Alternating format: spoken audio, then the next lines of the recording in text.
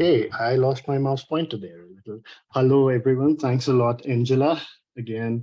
And it is indeed my pleasure today to speak to you all about the Canadian optimized statistical smoke exposure model. Sounds like a mouthful, so we have used an acronym which is called CanOSSEM.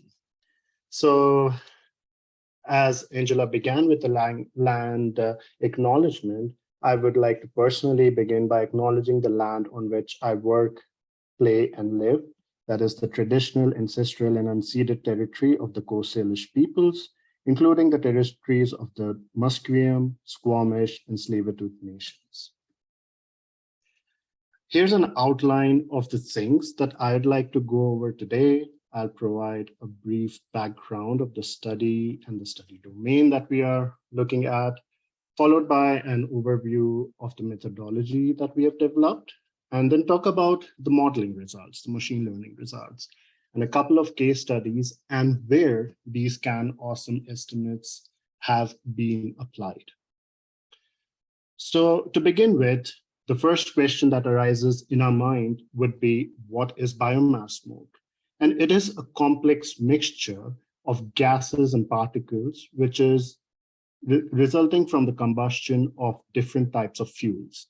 Fuels such as wood, animal dung, crop residues that are burned to create energy that is necessary for cooking and heating.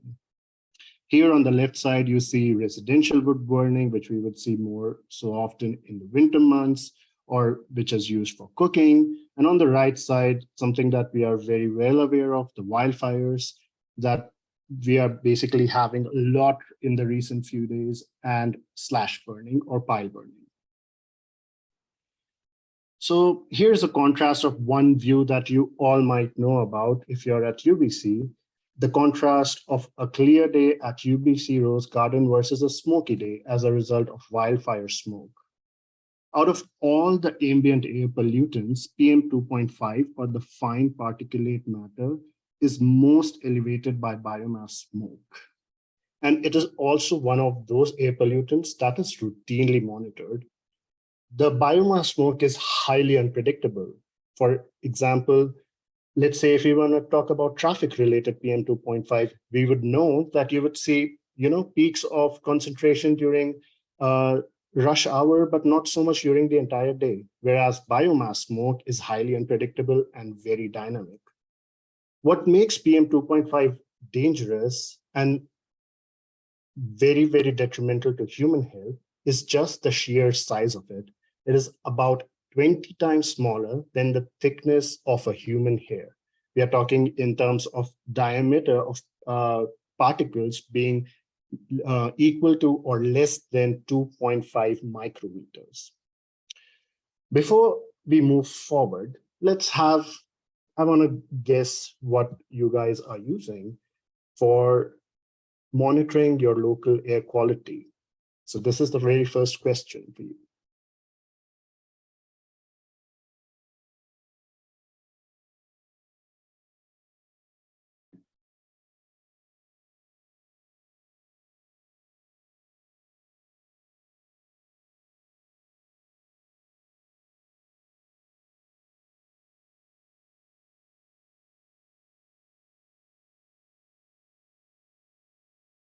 Oh, wow.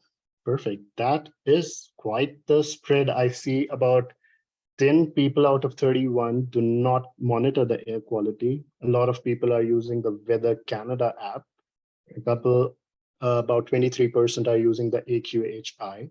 So talking about those, so Weather Canada uses Air Quality Health Index, or the AQHI, that uses real-time PM 2.5 measurements from a network of monitoring stations that are established under the National Air Pollution Surveillance Program.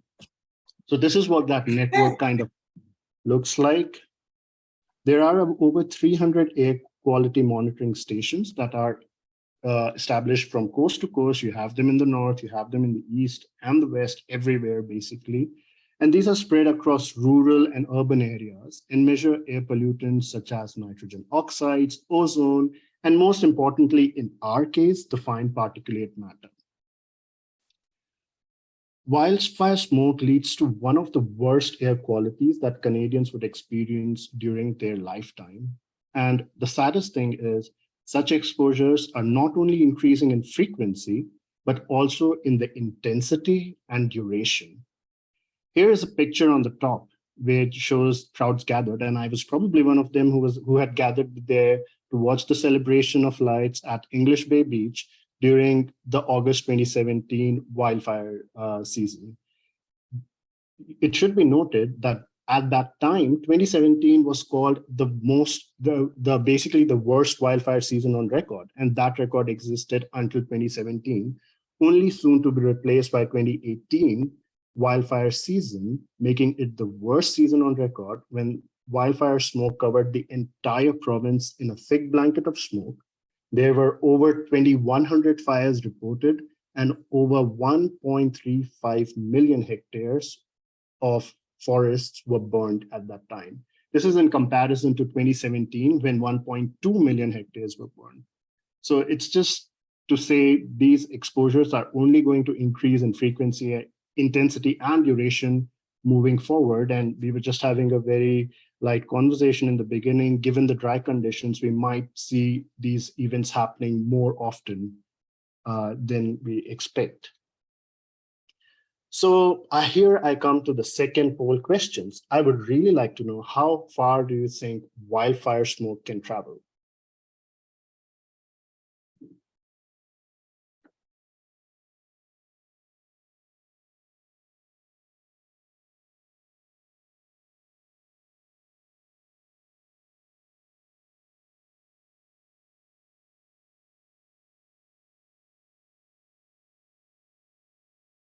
Okay, perfect. That is really interesting. So I do see a spread, but almost more than half of you agree that wildfire smoke can travel in upwards of 5,000 kilometers. And that is a very good guess, or if you knew it, congratulations, because wildfire smoke can be carried to locations thousands of kilometers away, and these distant locations can be affected almost as severely as areas close to the fire. If it's fresh in your memory, you would remember the California wildfires of September 2020, of the year 2020, when the smoke first made its way into British Columbia, continued to drift across Canada, and then cross the Atlantic Ocean all the way into Europe.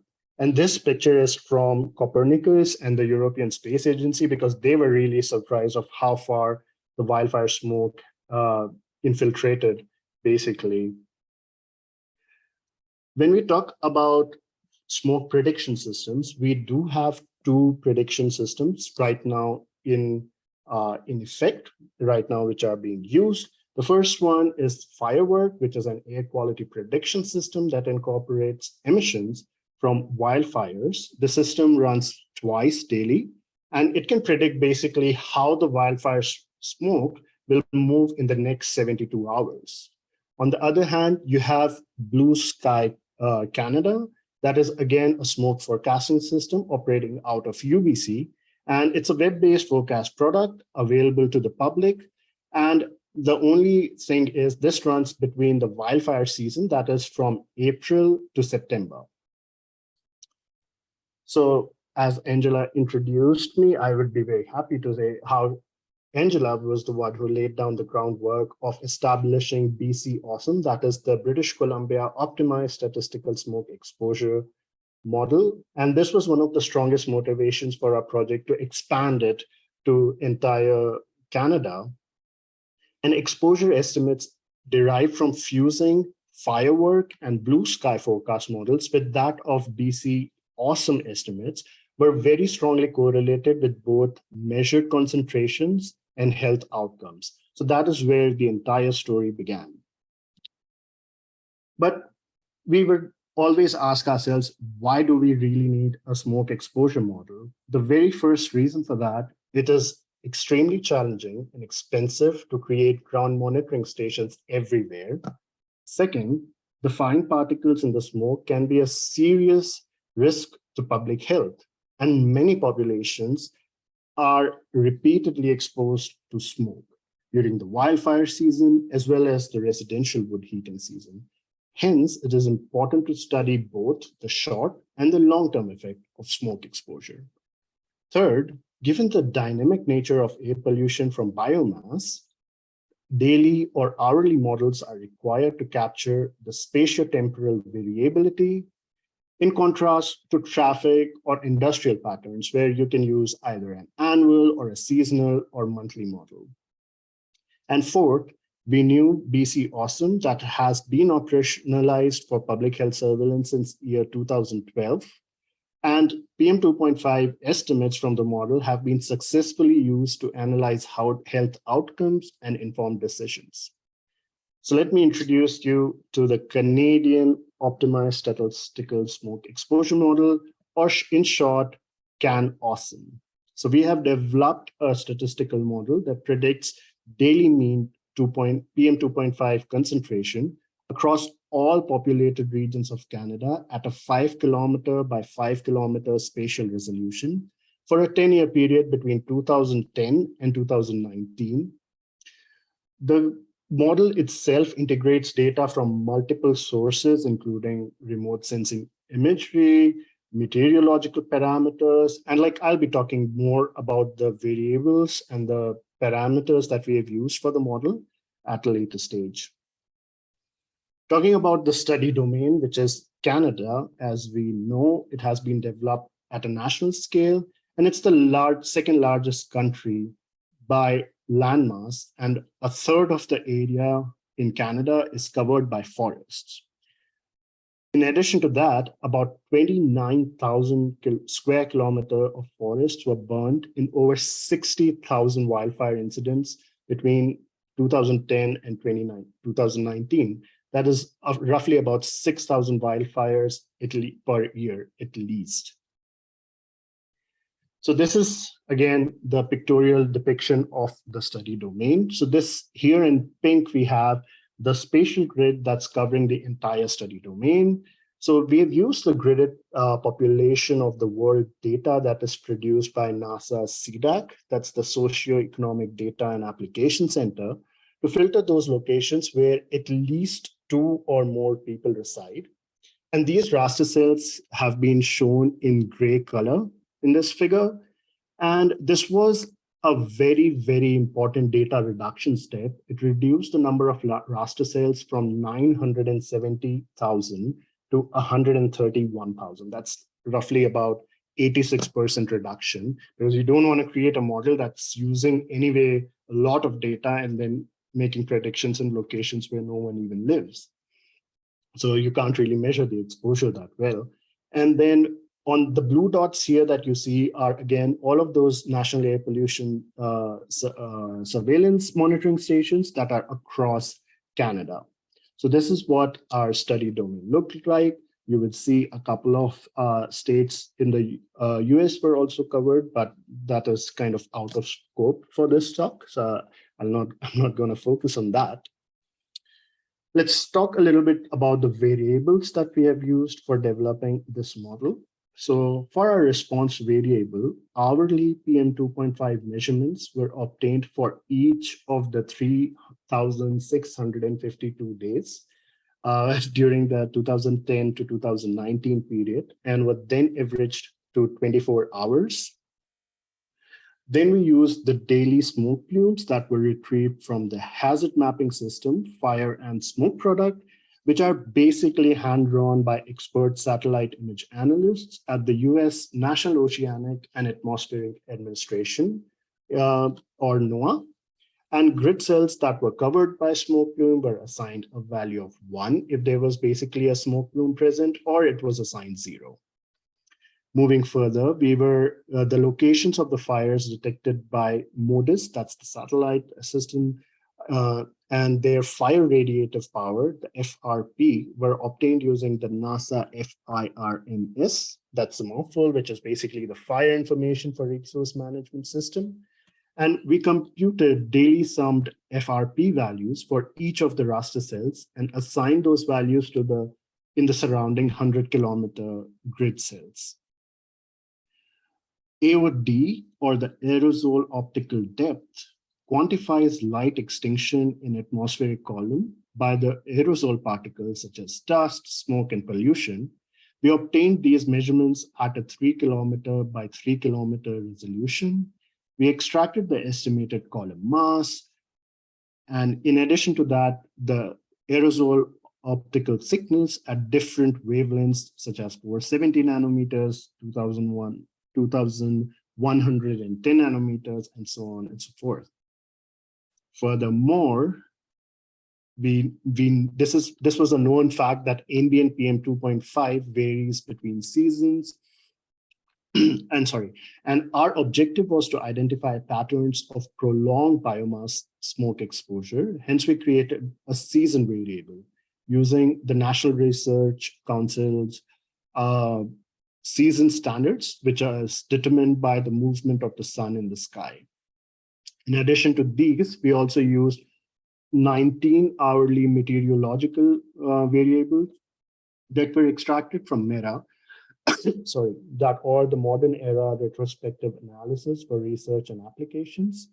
And these variables describe the planetary boundary layer height, the surface humidity, temperature, and wind speed at different heights above the surface.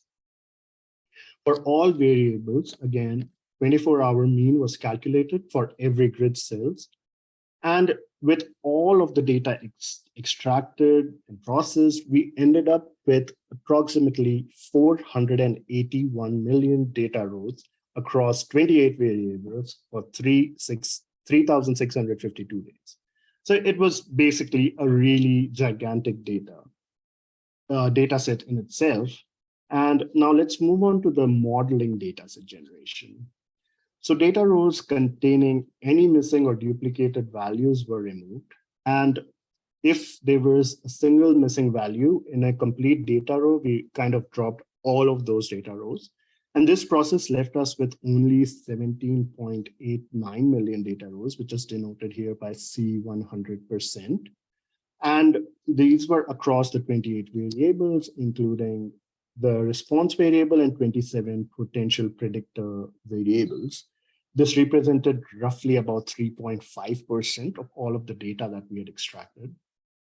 Before applying any of the separating out the training set, what we did was we took out 10% of those data, and it was sampled out of the complete data set, and we put it aside.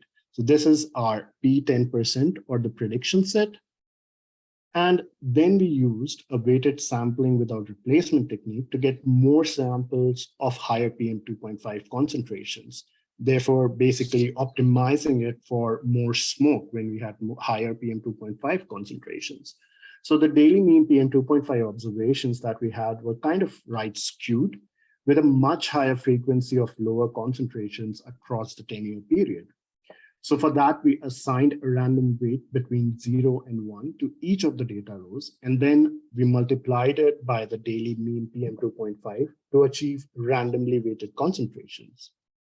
So 60% of this randomly weighted concentrations data set were preserved in the reduced data set that you see as denoted as R54%, and a random sample of 80% of this data set was basically taken out and set aside as the training set, and the other remainder of the 20% set aside as validation set.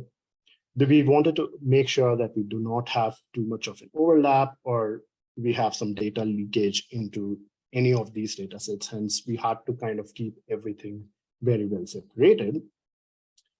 Before we move forward and I start talking about the machine learning part of the project, here is an interesting piece that I read online a while back when I had started working on the project in 2020.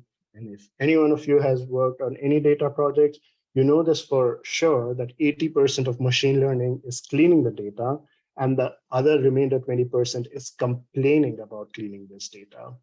And this was put very well by Anthony Goldblum, the CEO and founder of Kaggle, who said actually training models is typically a relatively smaller proportion, which is less than 10% of what a machine learner or a data scientist does.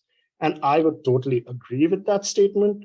Angela here is on the talk, and she could tell when I was complaining, why are these data so dirty? Why is this broken? What is this? What is that? So I would totally agree. So whenever you're working on a data project, just be patient, just be gentle with your data. If you don't clean it enough, if you don't transform it enough, it'll just be like a garbage in, garbage out pipeline. And we need to be very careful and mindful of that. On the upper side, you do see a generic machine learning pipeline, which I also find really interesting. And I'll talk about this at a later stage as well. So moving on, we used a random forest model via Ranger. So Ranger is a faster implementation of random forest. So random forest, since this was a regression problem, so each of the regression tree used a random subset of the training set and a random subset of 5 of the 27 potentially predictive variables. And the final predictions were basically derived by averaging all of the regression trees. A total of 500 trees were created with 5 variables for splitting at each tree node to generate the PM2.5 predictions. And I can't recommend you this algorithm enough because it works really well out of the box. And we had absolutely no issues working with this. So I would highly recommend checking this out if you haven't. So the need for a supplementary model. Like any real life data sets, we did face the challenge of data missingness. HMS smoke plume values contained a binary range. Either there was a smoke plume present or smoke plume absent. And 90% of these data values were missing. Either there was no smoke or there was cloud interference. Given it was a binary variable, it was much easier to impute this using the Ranger package. That is, again, uses random forest through Ranger. It works perfectly well, it's pretty fast. But the biggest hurdle for us came when we came to the AOD values that were missing due to cloud interference, and that was 40% of the data. And if you kind of imagine it having at least 5 variables and they are missing with that gigantic data set, the imputation would have taken a lot of time and it didn't really improve our modeling results.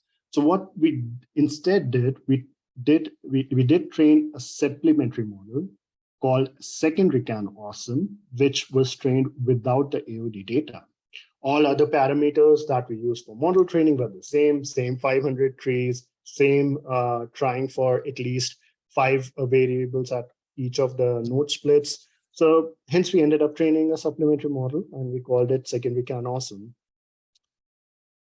So now I'll jump into a couple of results. I'll talk about how the model performed, the variable importance, how did we actually evaluate CanOSSEM, which is one of the most important parts when you talk about any modeling exercise. And I'll discuss a couple of case studies.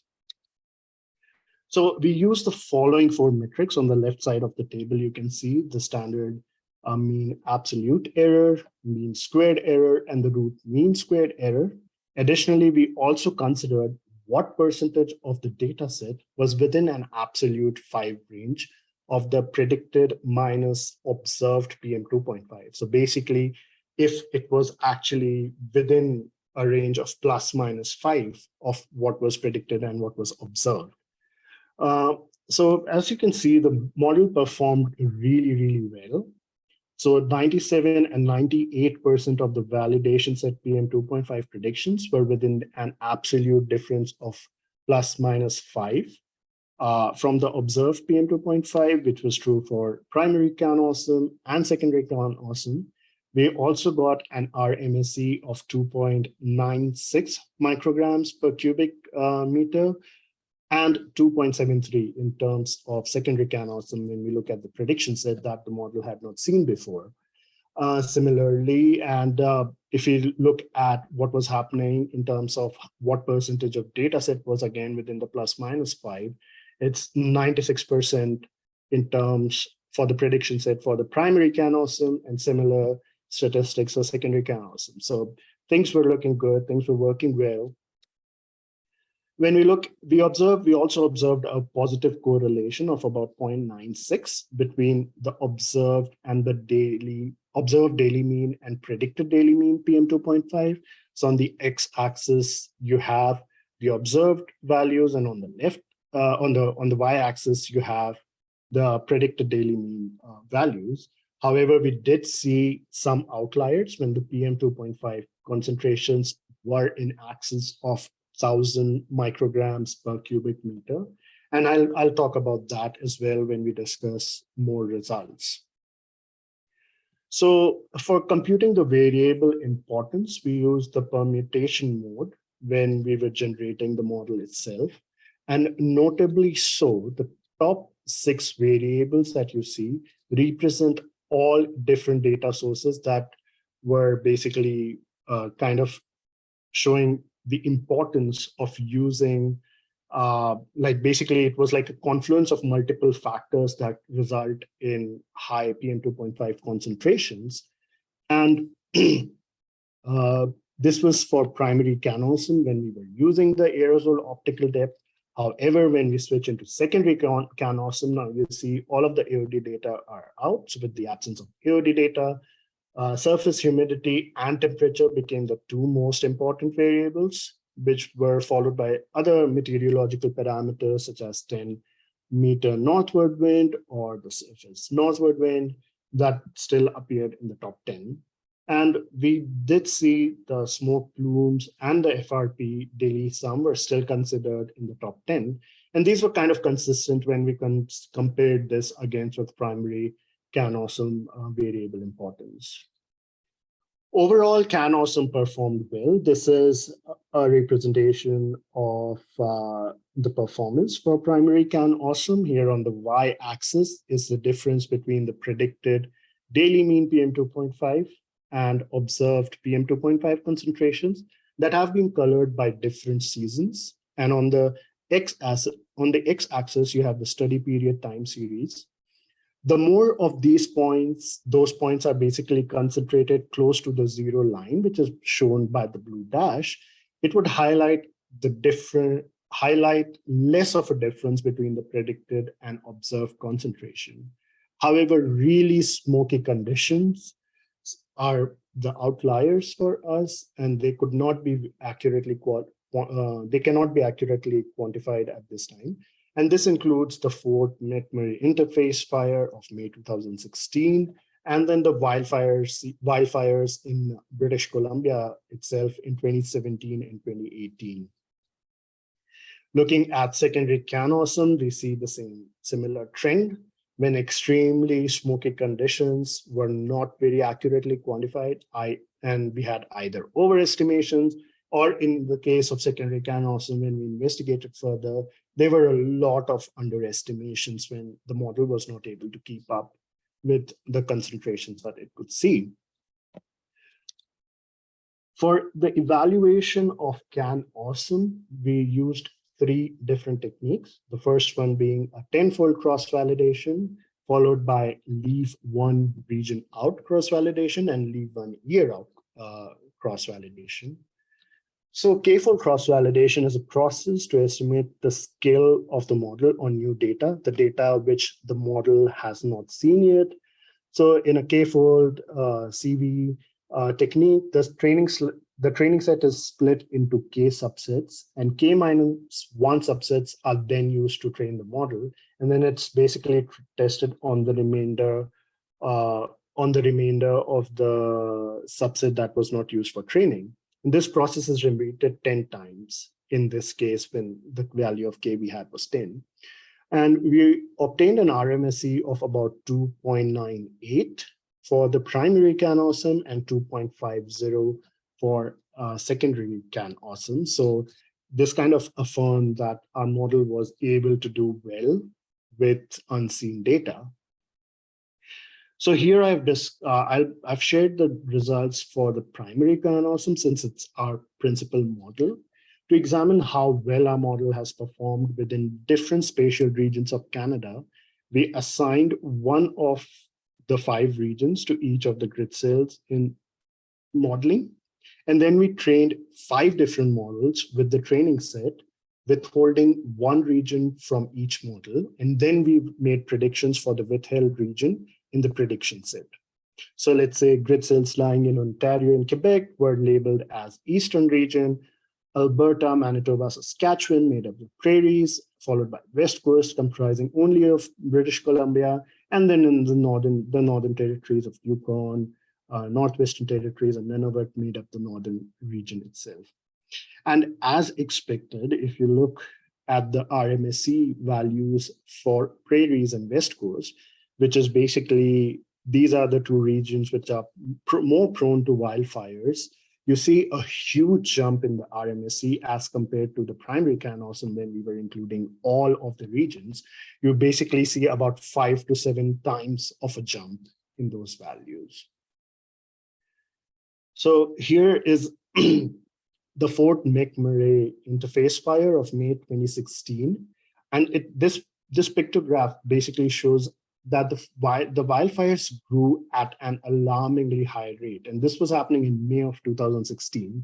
It quickly engulfed many communities around the town within a span of a few days. And the fire spread in an area upwards of 6,000 square kilometers and left behind a trail of devastation, burning over 2,600 structures. Of course, when we tried to when we had to test the model, leaving out the prairies from training and try to predict again for the prairies, you see the Fort McMurray interface fire very clearly on this predicted minus observed values along the x-axis of the time series that we have. So the difference between the predicted and observed daily mean, which are colored according to the season. When prairie was left out from the model training, several extreme underestimations were seen. So it's kind of important to have all of the regions included when we are trying to predict, but it kind of shows that you need to have a certain kind of evaluation technique to make sure that the model is performing the way it should. When we wanted to assess the model performance while systematically leaving 1 year out of the model training, similar to the leave one region out cross-validation, 10 different models were trained on the training set, omitting 1 year from each model. In general, we expected to see an increase in the RMSE value as compared to CanOSSEM to 1 year data omissions during the model training step. And here you can see the dotted line that I've indicated with an arrow. That was the RMSE for primary CanOSSEM. And biggest increase in the RMSE was noted when the model was developed, omitting 2018 data. When we try to visualize this, here when we left out 2018 from the model training, PM2.5 concentrations during the BC wildfires were severely unpredicted. Y-axis again shows the difference between the predicted and the observed daily mean, with the time series shown on x-axis. BC wildfires were severely underpredicted. And this kind of, again, shows how important it is to kind of have the inclusion of all of the data points that we have. Before we move on to the case studies, I would like to have the third and final question for the poll. Who are at a higher risk from exposure to high levels of PM2.5?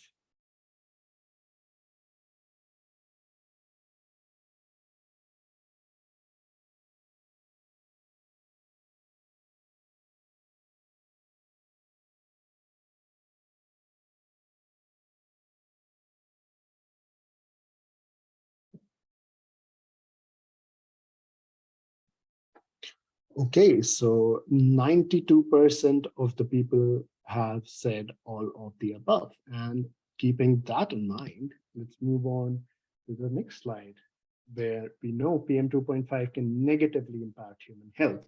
You can have the fine particles in smoke can be a serious risk, particularly for children, seniors, or those with a heart or lung disease.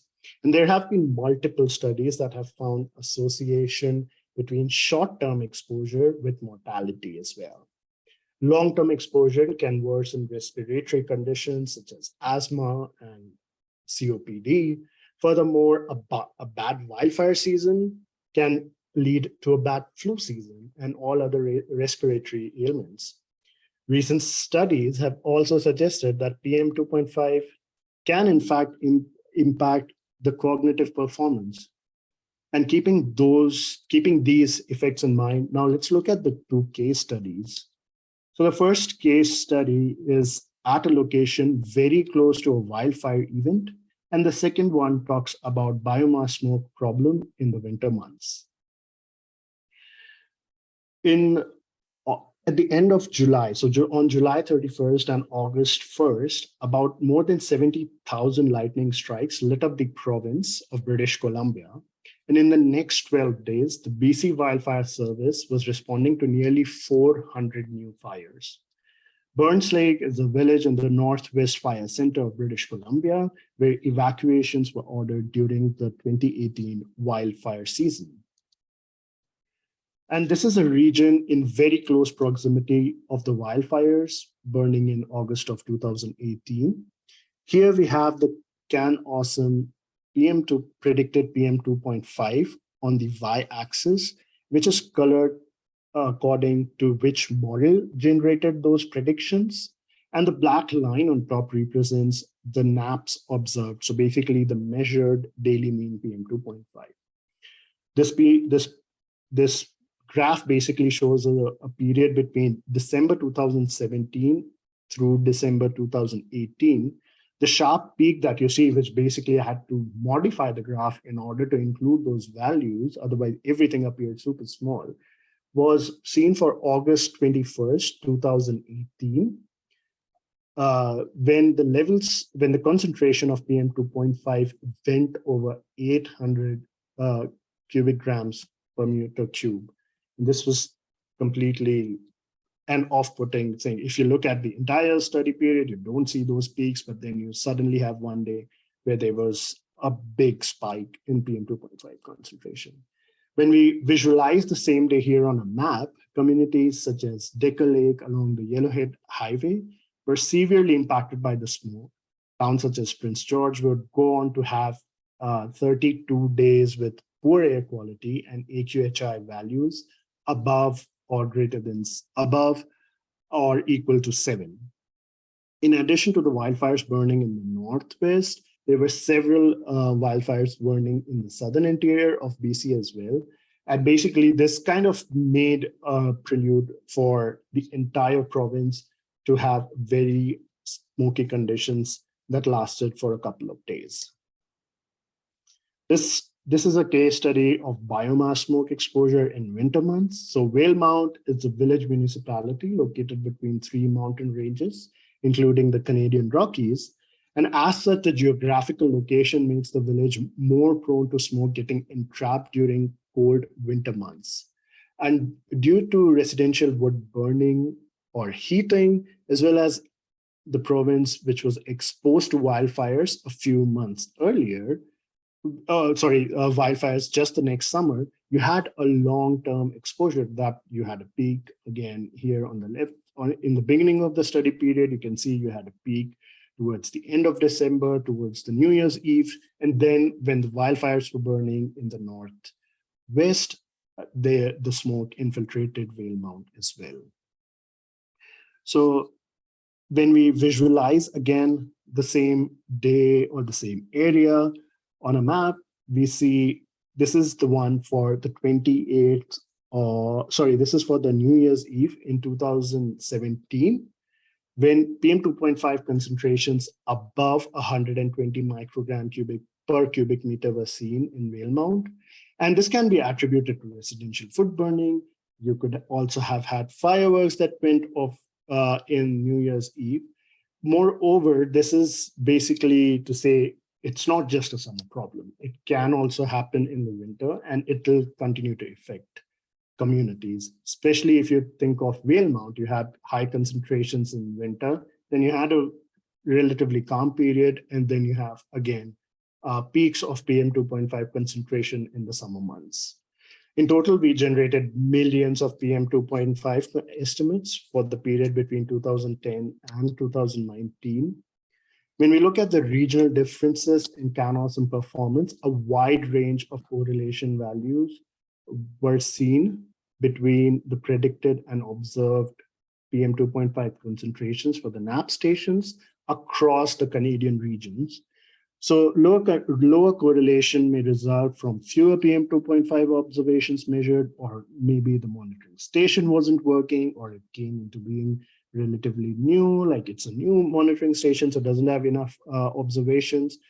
But overall, CanOSSEM performed similarly in all regions, with the highest performing correlations averaging over 0.8 and the lowest under 0.2 across all 5 regions in the studied domain. So in summary, we have developed a machine learning approach that estimates daily mean, that is 24-hour PM 2.5 concentrations at a 5 kilometer by 5 kilometer spatial resolution across all populated regions of Canada between 2010 and 2019. It performs well overall, however, struggles to accurately quantify extreme wildfire events. It will serve as a useful tool for epidemiologic studies, especially on acute and chronic health effects in populations affected by biomass smoke, where routine air quality measurements are otherwise unavailable. And all of these estimates are publicly available on CANOE, that is home to many nationally standardized databases. It's for urban exposure, cohort, and health. So anyone who's interested in studying the spatial and temporal impacts of PM 2.5 exposure on the Canadian population should definitely check out CANOE. They have amazing data sets that you can use. So one other thing was, how are these estimates being used? So the PM 2.5 estimates have already been put to use. So one of the master's students under Dr. Sarah Henderson incorporated the PM 2.5 estimates generated by CanOSSEM to assess the in utero exposure to wildfire smoke and critical time windows for respiratory outcomes in the first year of life. And in another study, the effect of high PM 2.5 concentration during wildfire events on dispensation of salbutamol was studied. Salbutamol, it's one of the medications used in the management of lung conditions such as asthma and COPD. In terms of next steps, we are working to enhance the spatial coverage. Some remote populated locations were missed out when we were using the NASA gridded population of the world data. So we did a comprehensive analysis to make sure we are including all populated raster cells, adding about 63,000 raster cells to our belt. And in the future, we have a lot of knowledge translation applications planned. We want to blend CanOSSEM estimates into the firework model at a national scale, which could help improve air quality forecast, especially during the wildfire season. There are also talks to expand the AQHI type forecasts and then have a citizen science portal so people can look at the data themselves. So with that, I would just say thank you, and thank you for listening, and hope you have an awesome day. We just used this as a pun now, and we have the article published in Science of the Total Environment, so you can scan the QR code. You can also email me at naman.paul@bccdc.ca. And one other thing that I want to point out is all of the code that we have used to develop this is in R, and all of that is also publicly available. So if you go to the paper, it has the link to the GitHub repository, so you can access and have a look at it if you would like. So last but not the least, I would like to thank Sarah Henderson for giving me this opportunity. It has been such a fabulous few years now working on this project. I've learned a lot. And here we have Angela, who was the one who was there to answer all of the questions in the very beginning when I had no clue what I was doing. And it was just amazing to get to learn from this amazing team at the EHS, including Kathleen.